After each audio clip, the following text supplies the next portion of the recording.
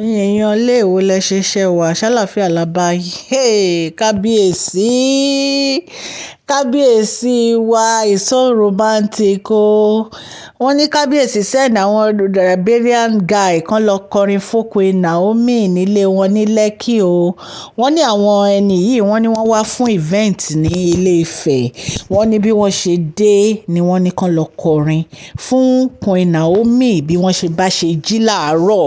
Wọ́n nítorí pé ìgbà tí Queen Naomi máa ń lọ sí Brazil yẹn wọ́n máa ń like àwọn orin yẹn. Ẹ̀yin èèyàn ẹ jẹ́ ká lọ sínú gist tèmi. Tó bá jẹ́ ìgbà àkọ́kọ́ tẹ̀ ń darapọ̀ mọ́ Mashola Gist TV, mo kí yín káàbọ̀ sí orí gist tèmi. Ṣé dáadáa ni mo bá yín, gbogbo ilé ńkọ́ ṣàlàáfíà ni ẹ wà. Orúkọ mi ni Mashola, mo máa ń sọ̀rọ̀ nípa celebrity gist and royal gist. Mo máa ń sọ̀rọ̀ nípa politics àti gbogbo nǹkan tó ń lọ lórílẹ̀‐èdè Nàìjíríà. Ẹ̀yin èèyàn ilé tẹ́ bá ti subscribe tí n bá ti post ẹni gist ẹ máa rí. Ọlọ́run Elédùmarè á ran gbogbo yín lọ́wọ́, òkè òkè lọ́lá yín á máa lọ.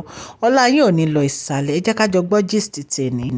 Wọ́n nígbà tí Queen Naomi jí tán rí àwọn people tó ń play instrumental yìí, wọ́n ní wọ́n wà surprise.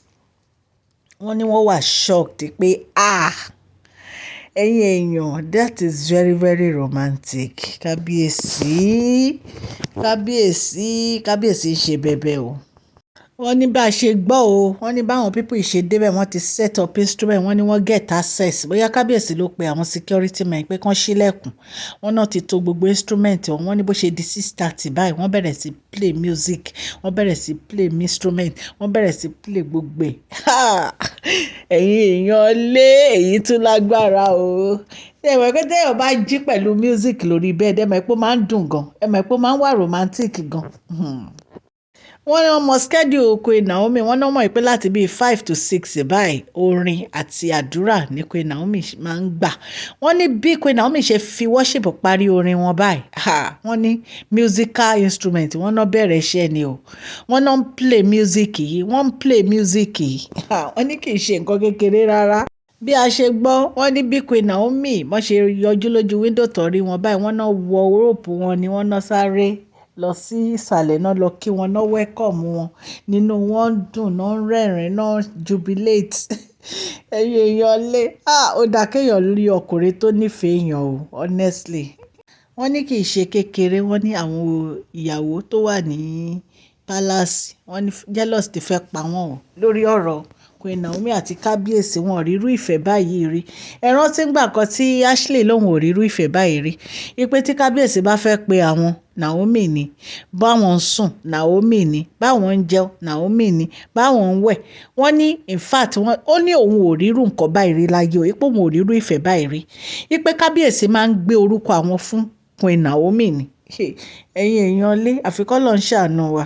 Ó ní bí Queen Naomi ṣe pé kábíyèsí báyìí, wọ́n náà wá gbé music yẹn síbi fóònù. Wọ́n ní kábíyèsí wá ń gbọ́. Wọ́n ní inú Queen Naomi dùn gan pé she was so happy torí pé wọ́n ní wípé Queen Naomi like Brazilian music yẹn gan. Wípé so ìtorí ẹ̀ ní kábíyèsí fi ní kí wọ́n lọ fi surprise wọn. Wọ́n nígbà táwọn tó lọ play instrumental yìí tán fún kábíyèsí ní free back, wọ́n nínú wọn dùn wípé Queen Naomi appreciate ẹ̀, pé Queen Naomi like ẹ̀. Ẹ̀yin èèyàn lé, kábíyèsí wọ́n nífẹ̀ẹ́ Queen Naomi. Ẹ̀yin èèyàn lé, gbogbo ọ̀nà ní kábíyèsí wọ́n fi fẹ́ win at Queen Naomi. Gbogbo ọ̀nà ní kábíyèsí ń gbé láti fi make Queen Naomi happy. Ọlọ́run Elédùmarè á dẹ̀ ran kábíyèsí lọ́wọ́ láti ṣe gbogbo ìgbésẹ̀ tí wọ́n ń ṣe lórí ọ̀rọ̀ Queen Naomi láti mú Queen Naomi wá. Ọlọ́run á dáàbò bo kábíyèsí o. Ọlọ́run á dáàbò bo Queen Naomi o ní agbára Ọlọ́run. Àṣírí kábíyèsí máa bò ní o. Wọ́n máa pẹ́ lórí ìtẹ́ àwọn baba ńlá baba wọn. Bẹ́ẹ̀ ṣe ń tọ́jú kábíyèsí, inú mi ń dùn ni. Ṣẹ̀rí tí mò ń ṣàdúrà fún yín. Queen Naomi wọ́n ń tọ́jú kábíyèsí. Kábíyèsí náà ń tọ́jú Queen Naomi. Ọlọ́run á dúró ti kábíyèsí, á dẹ̀ dúró ti Queen Naomi. Ẹ keep on láti máa bá wa tọ́jú Queen Naomi o kábíyèsí. Ẹ máa bá wa dùn, kẹ́ máa bá wa gbé wọn lárugẹ, kẹ́ máa múnú wọn dùn. Gbogbo etí tó ń gbọ́ mi, Ọlọ́run á wà pẹ̀lú gbogbo ẹ̀yin náà o. Òkè òkè lọ́lá yín á máa lọ. Ọlá yín ò ní lọ ìsàlẹ̀ o. Èmi ọmọ yín Mashola. Please share this video, like and subscribe. God bless you all.